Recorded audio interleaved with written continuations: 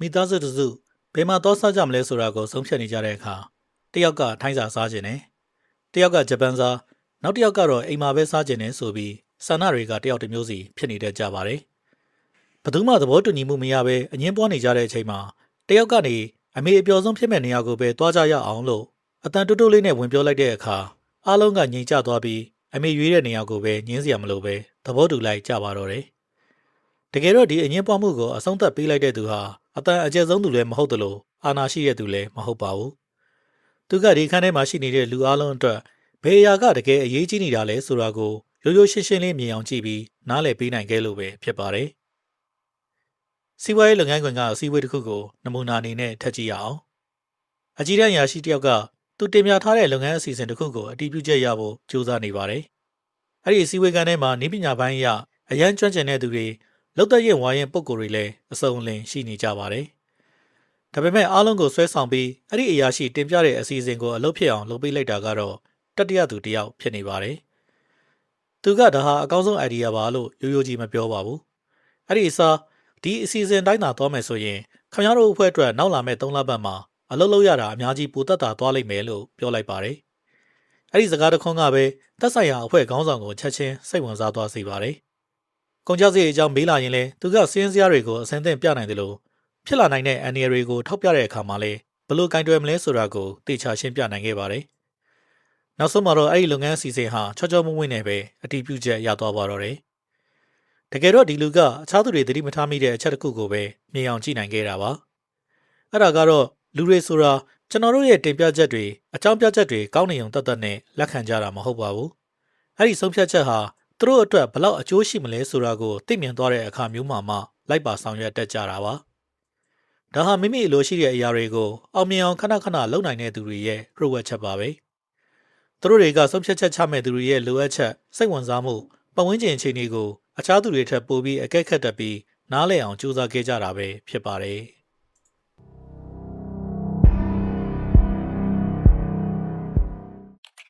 ကျွန်တော်တို့ကများသောအားဖြင့်ဩဇာလွှမ်းမိုးမှုဆိုတာယာရုနောက်ကလိုက်လာတယ်လို့ထင်တတ်ကြပါတယ်။ယာရုအကြီးဆုံးသူကပဲဆုံးဖြတ်ရမယ်။အတော်ဆုံးသူကပဲအငင်းပွားမှုမှာအနိုင်ရရမယ်။ဒါမှမဟုတ်အတန်အကျယ်ဆုံးလူကိုပဲလူတွေကအလေးထားရမယ်လို့ယူဆကြတာပေါ့။ဒါပေမဲ့တကယ်လက်တွေ့ဘဝမှာတော့အခြေအနေတွေကအဲ့ဒီထက်ပိုပြီးရှုပ်ထွေးပါတယ်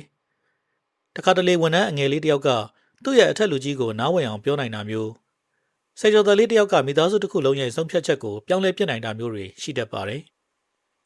စကားနေတဲ့တငယ်ချင်းတယောက်ကသူတို့တငယ်ချင်းတက်တိုက်ဘယ်သွားမလဲဆိုတာကိုဆုံးဖြတ်ပေးနိုင်တယ်လို့ယာရုအာနာဘာမှမရှိတဲ့သူတယောက်ကအားလုံးရဲ့အားကိုးရာတိုင်ပင်ပေါ်တိုင်ပင်ဘက်ဖြစ်လာတာမျိုးတွေလည်းတွေ့ဘူးကြမှာပါ။အဲ့ဒီတော့ဒီလိုလူတွေကတခြားသူတွေနဲ့ဘာတွေများကွဲပြားအောင်လုပ်နေကြလို့လဲ။တကယ်တော့သူတို့တွေကအာနာထက်ပိုပြီးထိရောက်တဲ့ leverage လို့ခေါ်တဲ့အသာစီးရမယ့်အချက်ကိုအသုံးချတဲ့ကြလို့ပါ။အာနာကငါ့မှာဆုံးဖြတ်ပိုင်ခွင့်ရှိလို့မင်းတာကိုလုပ်ရမယ်လို့ခိုင်းစီရမျိုးဖြစ်ပေမဲ့အသာစီးရမယ့်အချက်ကိုကင်ထားတဲ့ leverage ကတော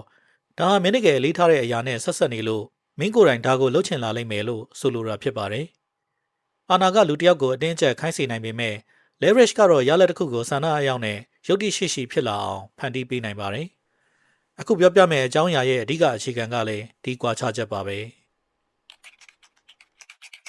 လူအများစုကတစုံတစ်ယောက်ကိုစီယုံသိမ်းသွင်းတော့မယ်ဆိုရင်ကိုယ့်ဘက်ကအကြောင်းပြချက်တွေနဲ့ပဲစတင်လေးရှိကြပါတယ်။ဒါကိုကျွန်တော်တကယ်လိုအပ်နေလို့ပါ။ဒါကကျွန်တော်အတွက်အများကြီးအဓိပ္ပာယ်ရှိပါတယ်။ဒါမှမဟုတ်ဒါကိုကျွန်တော်အရန်စူးစမ်းထားတာပါဆိုတဲ့စကားမျိုးတွေနဲ့ပေါ့။ဒီစကားတွေကတကယ်ကိုရိုးသားသားပြောတာဖြစ်နိုင်ပေမဲ့ရိုးသားမှုရှိအောင်တတ်တတ်နေတော့တစ်ဖက်သူကိုလွှမ်းမိုးနိုင်ဖို့မလုံလောက်ပါဘူး။ဆိုင်းဆရာ Robert Greene ရဲ့ Law 13မှာအင်မတန်လက်တွေ့ကျတဲ့အချက်တစ်ခုကိုထောက်ပြထားပါတယ်။အဲ့ဒါကတော့တစုံတစ်ယောက်စီကအကူအညီတောင်းတဲ့အခါသူတို့ရဲ့တနာကျင်နာမှုဒါမှမဟုတ်အရင်ကတင်ရှိခဲ့မှုတဲ့ကျေးဇူးတရားတွေကိုတွားပြီးအားကိုးမယ်အစားသူတို့အတွက်ဘာအကျိုးအမြတ်ရှိသွားမလဲဆိုတာကိုပဲအဓိကထားပြီးပြောဆိုပါဆိုတဲ့အချက်ပါပဲ Robert Greene ပြောချင်တဲ့အဓိကအချက်ကတော့တစုံတစ်ယောက်ကိုအကူအညီတောင်းတဲ့အခါကိုယ့်ရဲ့လိုအပ်ချက်တွေကသူတို့အတွက်အရေးကြီးလိမ့်မယ်လို့အလွယ်တကူမျိုးဆလိုက်ပါနဲ့သူတို့တကယ်ဘာလိုအပ်နေလဲဆိုတာကိုအရင်ဆုံးသိအောင်လုပ်ဖို့ကပိုပြီးအရေးကြီးပါတယ်လို့ဆိုလိုတာဖြစ်ပါတယ်ဒါကြောင့်ကျွန်တော်တို့စူးစမ်းရမှာကဒီလူတွေကိုဘယ်လိုမျိုးနားဝင်အောင်ပြောရမလဲဆိုတာမဟုတ်တော့ပဲကိုယ့်ရဲ့အကြောင်းပြချက်တွေကဘယ်အချက်ကသူတို့တကယ်တန်ဖိုးထားတဲ့အရာနဲ့တွားပြီးထပ်တူကြနေလဲဆိုတာကိုရှာဖို့ဖြစ်လာပါတယ်။ဥပမာအားဖြင့် laptop အသစ်လိုချင်တဲ့သားတစ်ယောက်က game ဆော့ချင်လို့ laptop ဝယ်ပေးပါလို့အမေကိုသွားပြောရင်အစဲခံရမှာသိကြပါတယ်။အဲ့ဒီအစားသူကအမေဖြစ်သူတန်ဖိုးထားတဲ့ပညာရေးနဲ့ချိတ်ဆက်ပြီးမမေအခုခေတ်က AI နဲ့ graphic design တွေတက်ထားမှအလုပ်အကင်ခွင့်လန်းကောင်းမှာသားအဲ့ဒါတွေကိုတည်တည်ချာချာသင်ယူခြင်းနဲ့ဒါပေမဲ့သားမှရှိတဲ့ဆက်ကအဲ့ဒီ software တွေသုံးလို့မရဘူးဖြစ်နေတယ်လို့ပြောလိုက်ရင်အမေဖြစ်သူကလည်းသားဖြစ်သူရဲ့အနာဂတ်အတွက်ဆိုပြီးဝမ်းသာအားရဝယ်ပေးလိုက်မှာပါတကယ်တော့အဲ့ laptop ရောက်လာတဲ့အခါသူအဓိကလုပ်မှာက game ဆော့ဖို့ပဲဖြစ်နေတာပါအဲ့ဒီလိုပဲလုပ်ငန်းခွင်မှာကိုယ့်ရဲ့ manager ကို software အသစ်တစ်ခုဝယ်တာကိုခွင့်ပြုဖို့အတွက်အတည်ပြုချက်တောင်းကျင်နေဆိုပါစို့အဲ့ဒီအခါဒီ software ကိုသုံးရင်ကျွန်တော်အလုပ်ကအများကြီးပိုလွယ်သွားလိမ့်မယ်လို့ထင်ပါတယ်လို့ပြောမဲ့အစားဒီ software ကတစ်ဖွဲ့လုံးရဲ့ report တင်ရတဲ့အချိန်တွေကိုရှော့ချပေးနိုင်မှာဖြစ်တယ်လို့လူချင်းမင်းစီကိုလည်းလိုအပ်တဲ့အချက်လက်တွေကိုအပတ်တိုင်းပိုစောစောရအောင်ပို့ပေးနိုင်မှာပါလို့ပြောင်းပြောကြည့်လိုက်ပါတကယ်တော့လိုချင်တဲ့ software ကလည်းအတူတူပဲတောင်းဆိုတဲ့သူကလည်းကိုယ်တိုင်ပဲဖြစ်ပေမဲ့တင်ပြတဲ့ပုံစံ frame ကတော့လုံးဝကွဲပြားသွားပါပြီကို့မှာယာရုအာနာတိုးလာတာမျိုးမဟုတ်ပဲကိုလိုချင်တဲ့အရာကိုတစ်ဖက်သူတကယ်စိတ်ဝင်စားတဲ့အရာနဲ့ချိတ်ဆက်ပြီးဘာသာပြန်ပေးလိုက်တာပဲဖြစ်ပါတယ်ဒါလူမှုဆက်ဆံရေးမှာအသာစီးရယူနိုင်တဲ့ပထမဆုံးနည်းလမ်းပါပဲအဲ့ဒါကတော့ကိုဖြစ်ချင်တဲ့ရလဒ်ကိုတစ်ဖက်သူရဲ့ဦးစားပေးအရာတွေနဲ့ဆက်ဆက်မှုရှိအောင်ဖန်တီးလိုက်တာပဲဖြစ်ပါတယ်လူတွေကသူတို့ဘာလိုချင်တယ်လို့ထုတ်ပြောနေတဲ့အရာနဲ့သူတို့ရင်ထဲမှာတကယ်ဖြစ်ချင်နေတဲ့အစစ်အမှန်ဆန္ဒတွေဟာအမြဲတမ်းထပ်တူကျနေတတ်တာမဟုတ်ပါဘူးခုနကပြောခဲ့တဲ့အပိုင်းကကိုယ့်ရဲ့တောင်းဆိုချက်ကိုသူတို့စိတ်ဝင်စားမဲ့အရာဖြစ်သွားအောင်ဘာသာပြန်ပြောင်းလဲပြောဆိုတဲ့နည်းလမ်းဆိုရင်အခုပြောမယ့်အချက်ကတော့သူတို့ရဲ့ယက်တီချက်တွေဟာဘာကြောင့်ဒီလိုဖြစ်နေရတာလဲဆိုတဲ့အရင်းမြစ်ကိုနားလည်အောင်ကြိုးစားရမယ်အပိုင်းပါဒီနေရာမှာ Robert Greene ရဲ့ Law 33ဖြစ်တဲ့လူတစ်ယောက်ရဲ့စိတ်ပိုင်းဆိုင်ရာအားနည်းချက်ဒါမှမဟုတ်မလုံခြုံမှုတွေကိုရှာပါဆိုတဲ့အယူအဆကအရန်ကိုအရေးပါလာပါတယ်အလွယ်ပြောရရင်တော့ချုပ်ကွက်ပါအဲ့ဒါတွေကတော့လူတစ်ယောက်ရဲ့အားနည်းချက်စိတ်ထဲကမလုံခြုံမှုထိန်းချုပ်လို့မရတဲ့စိတ်ခံစားချက်တကယ်လိုအပ်နေတဲ့အရာဒါမှမဟုတ်လူမသိအောင်ဖုံးကွယ်ထားတဲ့တိတ်တိတ်ဆိတ်ဆန္ဒတွေပဲဖြစ်ပါတယ်ဒီလိုချုပ်ကွက်အချက်တွေကိုသာရှာဖွေတွေ့ရှိသွားမယ်ဆိုရင်အဲ့ဒါဟာတစ်ဖက်သူကိုစီယုံသိမ့်သွင်းဖို့အတွက်အင်မတန်အစွမ်းထက်တဲ့အသာစီးရမှုတစ်ခုဖြစ်လာစေနိုင်မှာပဲဖြစ်ပါတယ်ဒီနေရာမှာကျွန်တော်တို့ရဲ့အဓိကယူရချက်ကတစ်ဖက်သူကိုနိပရိယေနဲ့လှည့်စားဖို့မဟုတ်ပါဘူးတကယ်တော့ဒီလူကိုဘယ်အရာကတကယ်လှုပ်ခတ်စေတာလဲဘာကသူ့ကိုအလုပ်ဖြစ်အောင်တွန်းအားပေးနေတာလဲဆိုတဲ့စိတ်ရင်းဆန္ဒအမှန်ကိုနားလည်ဖို့ကြိုးစားတာပဲဖြစ်ပါတယ်။ဘာကြောင့်လဲဆိုတော့မန်နေဂျာတယောက်ကလုပ်ငန်းထိရောက်မှုကိုပဲအလေးထားနေတဲ့အချိန်မှာနောက်တစ်ယောက်ကသူ့ရဲ့ဂုဏ်သိက္ခာကိုပဲဂရုစိုက်တာမျိုးဖြစ်နိုင်တယ်လို့အခြားတစ်ယောက်ကတော့အန္တရာယ်ကင်းဖို့အတိအမှတ်ပြုခံရဖို့အရာရာကိုထိန်းချုပ်ထားနိုင်ဖို့ဒါမှမဟုတ်အရှက်မကွဲဖို့ကိုပဲအဓိကထားနေတယ်လို့ပါ။ဒါကြောင့်လဲတူညီတဲ့ proposal တစ်ခုတည်းကိုဘသူနဲ့စကားပြောနေတယ်လဲဆိုတဲ့အပေါ်မှာမူတည်ပြီးဆက်ဆံပုံချင်းလုံးဝကွဲပြားသွားရတာဖြစ်ပါတယ်။ဒါအချို့သူတွေကအခြားသူတွေထက်ဘာကြောင့်ပိုပြီးစီးယုံနိုင်စွမ်းရှိနေကြတယ်လဲဆိုတဲ့အချက်ပါပဲ။သူတို့ကစကားပြောပိုတော်နေလို့မဟုတ်ပဲပိုပြီးအကဲခတ်တော်လို့ပဲဖြစ်ပါတယ်။သူတို့ကတစ်ဖက်သူရဲ့ပြောစကားထက်အဲ့ဒီစကားရဲ့နောက်ွယ်မှာရှိတဲ့တကယ်ဆန္ဒတွေကိုရှာဖွေနားထောင်တတ်ကြတာပါ။ဥပမာအားဖြင့်လူတစ်ယောက်ကကျွန်တော်တို့အခုလုပ်နေတဲ့လှုပ်ထုံးလုပ်နည်းတွေကိုမပြောင်းချင်ဘူးလို့ပြောတဲ့အခါသူ့ရဲ့တကယ်စိုးရင်စိတ်ကဒါကြီးကြရှုံးသွားရင်ငါ့အပေါ်အပြစ်ပုံလာမှာကိုကြောက်တယ်ဆိုတာဖြစ်နိုင်ပါတယ်။အလားတူပဲလှုပ်ဖို့ကိုင်းမဲ့တယောက်ကဒါလှုပ်ဖို့ကျွန်တော်မှအချိန်မရှိဘူးလို့ညင်းတဲ့အခါမှာလ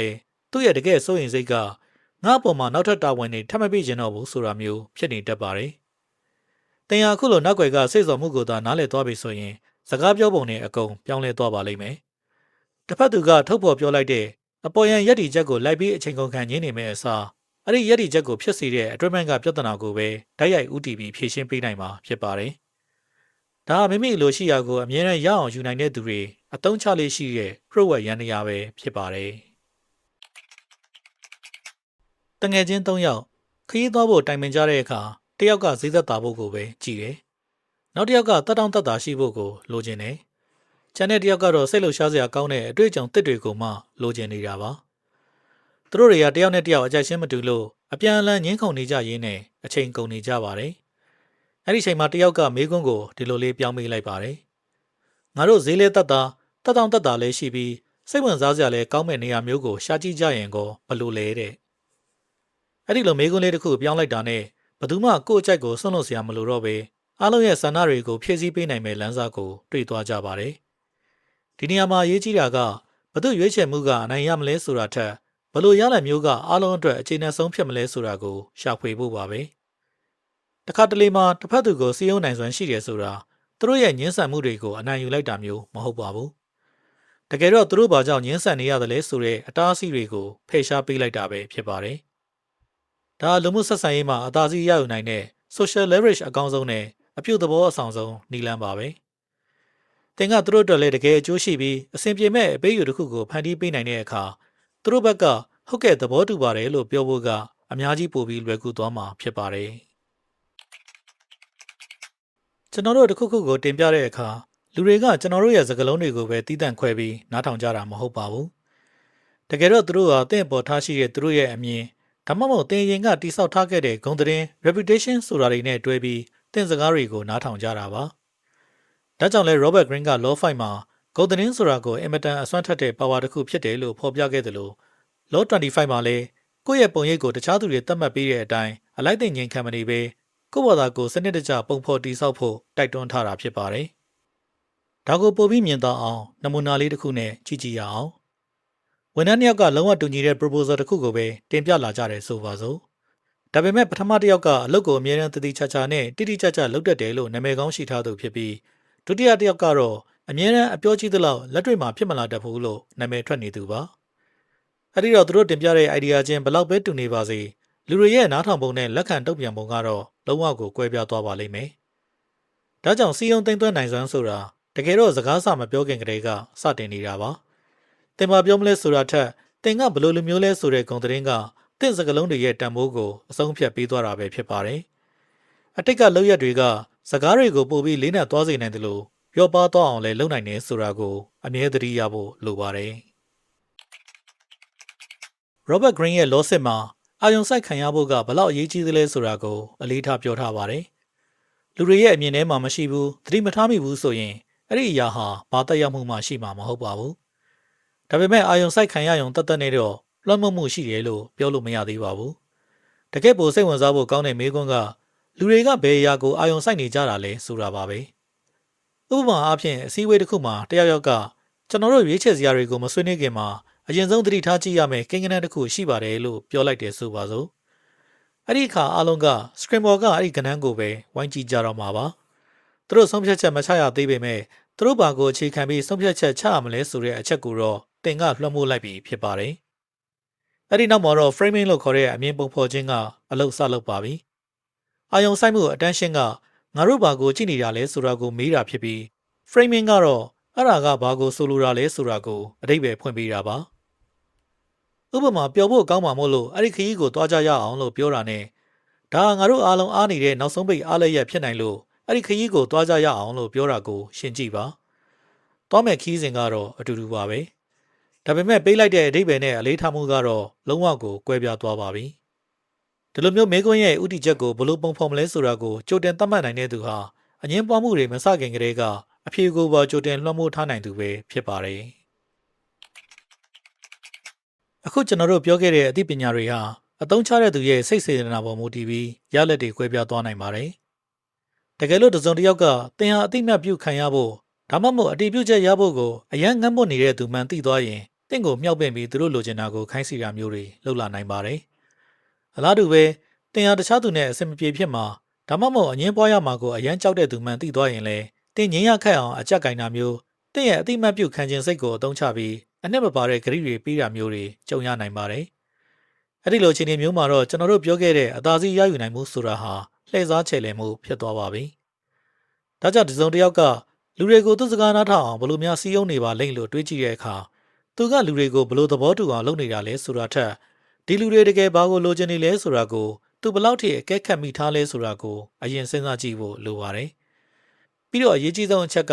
အဲ့ဒီအပေးအယူဟာတကယ့်ကိုနှစ်ဦးနှစ်ဖက်အကျိုးရှိရလားဆိုတာကိုစမ်းစစ်ဖို့ပါပဲတစ်ဖက်သူရဲ့အတွင်းဆန္ဒတွေကိုနားလည်အောင်ကြိုးစားတာဟာလှည့်စားတာမျိုးမဟုတ်သေးပါဘူးဒါပေမဲ့အဲ့ဒီအားနည်းချက်တွေကိုပြန်သုံးပြီးတစ်ဖက်သူရဲ့အကျိုးစီးပွားကိုထိခိုက်စေမဲ့လမ်းကြောင်းပေါ်တွန်းပို့လိုက်မှသာဒါဟာမရိုးသားတဲ့ခြေလှယ်မှုဖြစ်သွားတာပဲဖြစ်ပါတယ်တချို့သူတွေကသူတို့ဖြစ်ချင်တာတွေကိုဘလို့အချိန်ဒီမှမဆိုအမြဲတမ်းအောင်မြင်မြင်နဲ့ရအောင်ယူနိုင်တာကိုကျွန်တော်တို့သတိထားမိကြမှာပါတကယ်တော့သူတို့ဟာဆုံးဖြတ်ချက်တွေချမှတ်ရမယ်ပတ်ဝန်းကျင်အခြေအနေတစ်ခုလုံးကိုတခြားသူတွေထက်ပိုပြီးနားလည်သဘောပေါက်ထားကြလို့ပဲဖြစ်ပါတယ်သူတို့တွေဟာအဓိကအချက်၅ချက်ကိုအမြဲတမ်းအကဲခတ်နေကြပါတယ်ပထမဆုံးကတော့ ဒီလူကဘာကိုတကယ်အလေးထားတာလဲဆိုတဲ့စိတ်စော်မှု motive ကိုသိအောင်လုပ်တယ်ဒုတိယကသူတို့ကငါ့ကိုဘယ်လိုမြင်နေသလဲဆိုတဲ့အမြင် perception ကိုစမ်းစစ်တယ်တတိယကအခုလုံးလုံးဆယ်မှာဘယ်အရာကအရေးကြီးဆုံးလဲဆိုတဲ့အာယုံစိုက်မှု attention ကိုကြည့်တယ်စတုထကတော့ငါတို့တကယ်တမ်းဖြည့်ရှင်းနေရတဲ့မေးခွန်းကဘာလဲဆိုတဲ့အမြင်ပုံဖော်မှု frame ကိုအသုံးချတယ်နောက်ဆုံးအနေနဲ့တစ်ဖက်သူကငါစကားကိုသဘောတူလိုက်ရင်သူ့အတွက်ဘာအကျိုးမြတ်ပြန်ရမလဲဆိုတဲ့အပေးအယူ exchange ကိုပါထည့်သွင်းစဉ်းစားတတ်ကြတာပါအဲ့ဒီအချက်လက်အားလုံးကိုစနစ်တကျပေါင်းစပ်လိုက်တဲ့အခါမှာတော့ထွက်ပေါ်လာတဲ့ရလဒ်ဟာတစ်ဖက်သူအတွက်လည်းစီယုံမှုရှိတယ်ယုံကြည်ရတယ်ယုတ်တိရှိတယ်ပြီးတော့ချိန်ခါလဲကိုက်ညီတယ်ဆိုတဲ့ခံစားချက်မျိုးကိုပေးစွမ်းနိုင်ပါတယ်ဒါကြောင့်အရာရာကိုကိုယ်စိတ်ကြိုက်ဖြစ်လာအောင်လုပ်ဖို့ဆိုတာအခန်းထဲမှာရှိတဲ့လူအားလုံးကိုအတင်းအဓမ္မလွှမ်းမိုးဖို့မဟုတ်ပါဘူးတကယ်တော့အဲ့ဒီအခန်းထဲမှာရှိနေတဲ့လူတွေရဲ့စိတ်နေစိတ်ထားနဲ့အခြေအနေတစ်ခုလုံးကိုအမှန်တကယ်နားလည်ပေးနိုင်ဖို့ပဲလိုအပ်တာဖြစ်ပါတယ်နောက်တစ်ခါသင်ကတစုံတစ်ယောက်စီကနေ okay ဆိုတဲ့သဘောတူညီချက်ကိုရကျင်နေဆိုရင်စကလုံးနေနဲ့စတင်စည်းရုံးဖို့ကိုအရင်မစင်စားပါနဲ့အောင်အဲ့ဒီစာတစ်ဖက်သူကိုအရင်ဆုံးတည်တည်ချာချာအကဲခတ်ကြည့်ပါကိုဒီလိုမေးခွန်းလေးတွေပြန်မေးကြည့်ပါသူတို့ကဘာကိုရယူချင်နေတာလဲဘလို့အခက်အခဲမျိုးတွေကိုရှောင်လွှဲချင်နေတာလဲသူတို့အတွက်ဘယ်အရာကတကယ်အရေးကြီးနေတာလဲပြီးတော့သူတို့ကတင့်ကိုရောအခုလောလောဆယ်ဘလို့လူမျိုးလိုမြင်နေသလဲဆိုတာမျိုးတွေပေါ့အဲ့ဒီအချက်တွေကိုသိပြီဆိုမှငါတို့နှစ်ဦးနှစ်ဖက်လုံးအတွက်တကယ်အကျိုးရှိစေမယ့်အခြေအနေတစ်ခုကိုငါဖန်တီးပေးနိုင်မလားဆိုတာကိုထပ်ပြီးစဉ်းစားကြည့်ပါအကယ်၍အဖြေကဖန်တီးပေးနိုင်တယ်ဆိုရင်တော့တင့်ရဲ့ proposal ကိုစိတ်ချလက်ချတင်ပြလိုက်ပါဒါပေမဲ့တကယ်လို့နှစ်ဦးနှစ်ဖက်လုံးအတွက်အဆင်ပြေမဲ့လမ်းစာမရှိဘူးဆိုရင်တော့သူတို့သဘောတူလာအောင်အကြောင်းပြချက်အတူတွေပေးပြီးအတင်းအကျပ်တွန်းအားမပေးပါနဲ့တော့တခါတလေမှာတင့်ရဲ့တင်ပြချက်ဒါမှမဟုတ်အကြောင်းပြချက်တွေကမကောင်းလို့မဟုတ်ပဲနှစ်ဖက်ရဲ့အကျိုးစီးပွားခြင်းကလုံးဝကိုမကိုက်ညီတာမျိုးလည်းဖြစ်နိုင်လို့ပါပဲအဲ့ဒီလိုအခြေအနေမျိုးမှာနားလည်မှုရှိနဲ့လက်ခံပေးလိုက်တာကပိုပြီးအဆင်ပြေပါလိမ့်မယ်ရှေ့မှာပြောပြခဲ့တဲ့မိသားစုပေါ်မှာသွားစားကြရင်ကောင်းမလဲဆိုတဲ့စကားဝိုင်းလေးကိုပြန်ကြည့်ရအောင်အဲ့ဒီမှာအငင်းပွားမှုတွေကိုအဆုံးသတ်ပေးလိုက်တဲ့သူဟာဘသူ့ကိုမှအာဏာနဲ့ဖိနှိပ်ခဲ့တာမဟုတ်သလိုအတန်အကျယ်ကြီးနဲ့အနိုင်ယူခဲ့တာလည်းမဟုတ်ပါဘူးသူကအားလုံးတညီတညွတ်ထဲလေးထားရမယ့်အချက်တစ်ခုကိုပဲရှာဖွေပေးလိုက်တာပါဒါဟာအချို့သူတွေကဘာကြောင့်သူတို့ဖြစ်ချင်တာတွေကိုအမြဲတမ်းအောင်မြင်မြင်နဲ့ရအောင်ယူနိုင်ကြသလဲဆိုတဲ့အဖြေပါပဲသူတို့မှာအခြားသူတွေထက်အာဏာပိုရှိနေလို့မဟုတ်ပဲဩဇာလွှမ်းမိုးမှု influence ဆိုတာတကယ်တမ်းဘယ်ကနေမြစ်ဖျားခံတယ်လဲဆိုတာကိုကောင်းကောင်းကြီးနားလည်ထားလို့ပဲဖြစ်ပါတယ်တကယ်တော့ဆုံးဖြတ်ချက်တိုင်းရဲ့နောက်ွယ်မှာအကျိုးစီးပွားအမြင်အာယုံစိုက်မှုဂုဏ်သတင်းနဲ့အချိန်ခါဆိုတဲ့အချက်တွေကအမြဲတမ်းကွန်ရက်တစ်ခုလိုတွန်တွဲနေပါတယ်အပြစ်မှန်းကကြည့်ရင်တော့စင်တူတလူလိုရှိနိုင်ပေမဲ့စိတ်ပညာအရတော့လုံးဝကိုကွဲပြားခြားနားတဲ့အချက်တစ်ခုရှိပါတယ်အဲ့ဒါကတော့သင်ဟာတစ်ဖက်သူရဲ့ဆုံးဖြတ်ချက်ကို yes လို့ဖြစ်ဖို့အတွက်တကယ့်ကိုခိုင်လုံတဲ့အကြောင်းပြချက်တစ်ခုပေးနေရလား